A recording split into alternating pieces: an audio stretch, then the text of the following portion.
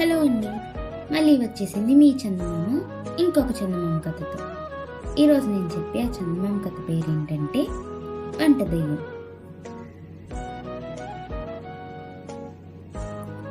కూనవరం గ్రామంలో ఉండే నాగరాజు కూతురు సువర్చల పెళ్లి కోసం తనకున్న 2 ఎకరాల పొలం 50,000 అమ్మేశాడు. సువర్చలకు తండ్రి చేసిన ఈ పని ఏమాత్రం ఇష్టం లేదు. ఆమె అతడితో, నాన్న, ఈ డబ్బులో సగం ఖర్చు చేసి ఒక ఇల్లు కొను, లేకపోతే నా పెళ్లి అయ్యాక నీకు నిల్వ నీడ కూడా ఉండదు. పొలం ఆదాయం పోయాక నెల నెల అద్దెలు కట్టడం కష్టం. నా పెళ్లి కోసమని నువ్వు ఉన్నదంతా ఊడ్చిపెట్టడం నాకేమాత్రం ఇష్టం లేదు అన్నది. ఆమె పట్టుదల వల్ల ఇల్లు కొనక తప్పలేదు సువర్చల తండ్రికి. ఆ ఇల్లు ఆనందుడనేవాడిది. చిన్నతనంలో తండ్రి పోయిన ఆనందుడిని తల్లి అష్టకష్టాలు పడి పెంచి పెద్ద చేసింది. ఆనందుడు బాధ్యతలు పట్టించుకోకుండా తిరుగుతూ ఉండేవాడు. తల్లి మరణంతో వాడికి డబ్బు సంపాదించడానికి ఎంత కష్టపడాలో తెలిసి వచ్చింది.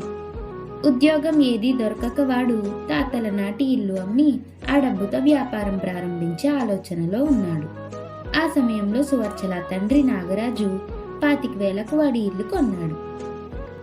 వారం రోజుల తరువాత సామానును 2 ఎడ్ల బండ్లలో సర్ది అద్దె ఇంటి నుంచి సొంత ఇంటికి మారారు సువర్చల ఆమె తండ్రి. ఇల్లంతా సర్దుకునేసరికి బాగా పొద్దుపోయింది. వంట చేసే ఓపిక లేని సువర్చల విధిలేక పొయ్యి రాజేస్తూ ఈ పూటకు ఏ పుణ్యాత్మురాలో వచ్చి వంట చేసి పెడితే ఎంత బాగుండునో అనుకున్నది. ఆ మరుక్షణం, ఈ ఒక్క పూటేం కర్మ, ఇక నుంచి ఈ ఇంట్లో 2 పూటలా నేనే వంట చేస్తాను అంటూ చేతిలో ఒక పెద్ద గరిటతో ఒక ఆడదెయ్యం గదిలో ప్రత్యక్షమయ్యింది. దెయ్యాన్ని చూస్తూనే కెవ్వుమన్నది సువర్చల. దెయ్యం సువర్చలకు అభయమిస్తున్నట్లు కుడి చేతితో ఉన్న గరిటెను గాలిలో తిప్పుతూ, భయపడకు, నేనెవర్నో కాదు, స్వయానా నీకి ఇల్లమ్మిన ఆనందుడి తల్లిని. వాడిప్పుడు ఇల్లమ్మగా వచ్చిన 25,000 రూపాయలతో ఏదో వ్యాపారం ప్రారంభిస్తున్నాడు. బుద్ధి కుదరాలే గాని వాణ్ణి మించిన బుద్ధిశాలి ఈ చుట్టుపక్కల గ్రామాల్లో కూడా ఎవడూ లేడు. ఇక నా సంగతి అంటావా?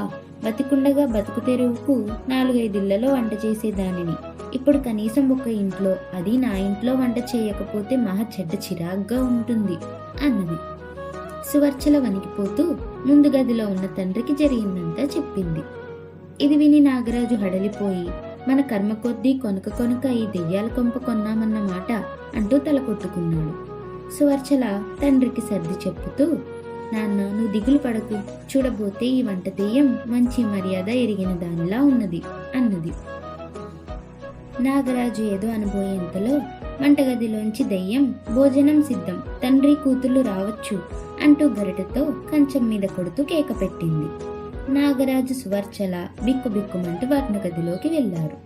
భోజనం అద్భుతంగా ఉంది. ఆ మాట దెయ్యానికి చెప్పడం మంచిదా కాదా అని సంశయిస్తున్నంతలో దెయ్యం, రేపు ఉదయం నుంచి చీకటితోనే వచ్చి వంట చేసి వెళ్తాను అని చెప్పి మాయమయ్యింది. ఈ విధంగా వంట పని తప్పడంతో సువర్చలకు కొంత వీలు చిక్కింది. అయితే వారం గడిచేసరికి దెయ్యం వంట పట్ల ఆమెకు విసుగు పుట్టింది. దెయ్యం ఒకే రకం వంటలు చేసేది, నూనె ఎక్కువ వాడేది. అది చీకటితో చేసిన వంట మధ్యాహ్నానికి చల్లారిపోయి బాగుండేది కాదు. ఊరు మాటుమనిగాక వచ్చి దెయ్యం రాత్రి వంట చేసేది. భోజనాలు ముగించేసరికి అర్ధరాత్రి అయ్యేది. అంతసేపు నిద్రకు ఆగడం కష్టంగా ఉండేది నాగరాజుకు. ఒకనాటి ఉదయం చీకటి వేళ దెయ్యం రాగానే సువర్చల దానితో, నా వంట నేను చేసుకోగలను, నీ కొడుకు ఆనందుడి ఇంట్లో వండి పెట్టేవాళ్ళు లేక చాలా ఇబ్బంది పడుతున్నాడట, ఈ వంట ఏదో అక్కడ చేయకూడదా అన్నది. కూడనే కూడదు, నేను దెయ్యమయ్యానని తెలిస్తే వాడు చాలా బాధపడతాడు.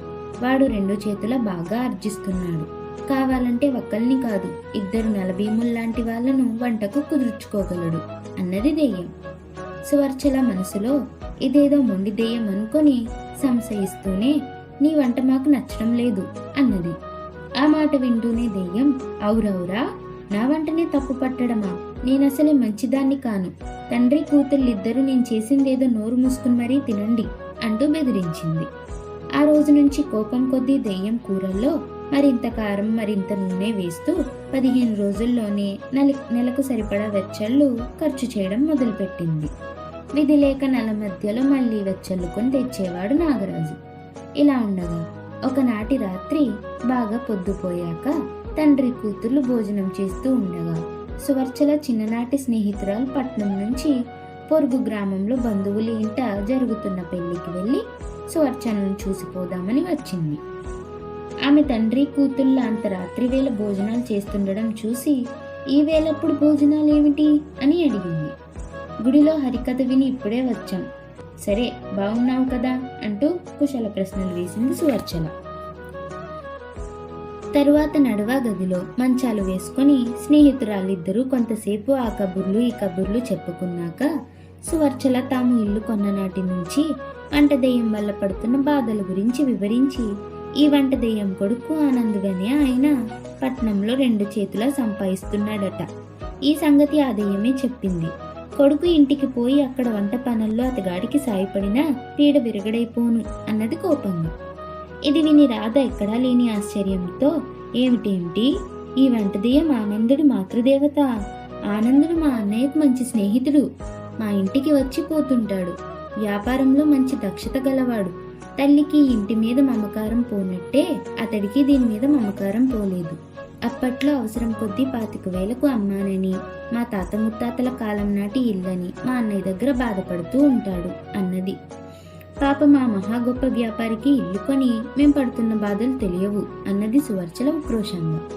రాధ కొంతసేపు మౌనంగా ఉండి చప్పున మంచం మీద నుంచి లేచి కూర్చొని, ఆహా, ఎంత చక్కని ఉపాయం తోచిందే సువర్చల. మీ బాధలు, ఆ ఆనందుడి బాధలు తీరిపోయే ఉపాయం అని సువర్చలకు చెవిలో రహస్యంగా ఏదో చెప్పి, నీకు అన్నీ విధిలా నచ్చితే మాత్రం వంటదెయ్యానికి తెలియడం మంచిది కాదు కనుక శుభకార్యం పట్నంలోని అన్నది. సువర్చల సిగ్గుపడుతూ, సరే, నువ్వు చెప్పినట్టే చేద్దాం అన్నది. ఆ రోజు తెల్లవారుజామున వంటదెయ్యం రాకముందే రాధ బండిలో పట్నం వెళ్ళిపోయింది. కొద్దిసేపు తర్వాత వచ్చిన వంటదెయ్యంతో సువర్చల, నాకు మా నాన్నకు పట్నంలో అవసరమైన పని పడింది. మధ్యాహ్నం బయలుదేరి వెళ్తున్నాం. కనీసం 15 రోజులు అక్కడే ఉండవలసి వస్తుంది అన్నది. ఇది విన్న వంటదెయ్యం చిరాకు పడి, ఈ పాటిదానికి ఇంత సోదెందుకు? 15 రోజులు సెలవు అడుగుతున్నావన్నమాట. ఇచ్చాను. సెలవు ముగిసిన మర్నాటికల్లా తిరిగి రాకపోతే ఇల్లు పీకి పందిరేయగలను, జాగ్రత్త అన్నది. ఆ మధ్యాహ్నం సువర్చల, నాగరాజు బయలుదేరి పట్నం వెళ్లారు. రాధ ఆమె అన్న పూనుకోవడంతో వారం తిరగకుండా ఆనందుడితో సువర్చల పెళ్లి జరిగిపోయింది. ఆ తరువాత వారం రోజులు పట్నంలోనే ఉండి సువర్చల భర్తతో కలిసి తెల్లవారుజామున ఇంటికి తిరిగి వచ్చేసరికి వంటదెయ్యం గదిలో కొబ్బరి పచ్చడి నూరుతూ కనిపించింది. సువర్చల దాన్ని సమీపించి, అయ్యో అత్తయ్య, మీ అబ్బాయికి పట్నం వెళ్ళాక ఇప్పుడు పచ్చళ్ళు నచ్చడం లేదు, బెండకాయ తాలింపు చెయ్యి అన్నది. వంటదెయ్యం కళ్ళింత చేసి ఆశ్చర్యపోతూ, నువ్వు పట్నం వెళ్ళింది మా అబ్బాయి ఆనందుని పెళ్లాడడానికన్నమాట అన్నది. అవునత్తయ్య, మీ అబ్బాయి కొన్నాళ్ల పాటు ఈ ఇంట్లోనే ఉంటాడు. రోజు 2 కూరలు, పప్పు పులుసు చెయ్యండి. నా కోసం కందిపొడి, నువ్వుల పొడి అప్పుడప్పుడు చెయ్యండి. అలసటగా ఉంది, వెళ్ళి పడుకుంటాను అన్నది సువర్చల ఆవలిస్తూ. ఆ వెంటనే వంటదెయ్యం కల్లెర్ర చేసి, ఆగాగు కోడల పిల్ల, నీ గడుసుదనం ఇప్పటికి నాకు తెలిసింది. అత్తగారి చేత పనులు చేయిస్తూ నువ్వు వెళ్ళి సుఖంగా నిద్రపోతావా? ఎవరో ఇంకొకరై ఉంటే విడిచిపెట్టేదాన్నే కాదు. సరే, నన్ను ఇలా చూస్తే నా కొడుకు బాధపడతాడు. నీ వంటగది నీకు అప్పగిస్తాను, నా కొడుకును జాగ్రత్తగా చూసుకో అంటూ మాయమైపోయింది. అత్తగారి మీద గౌరవం కొద్దీ సువర్చల వంటదెయ్యం గురించి భర్త ఆనందుడికి చెప్పలేదు. అమ్ముకున్న ఇల్లు దక్కినందుకే కాక సువర్చల వంటి అనుకూలవతి భార్య లభించినందుకు ఆనందుడు ఎంతగానో సంతోషించాడు. అలా కథ కంచికి మనం ఇంటికి.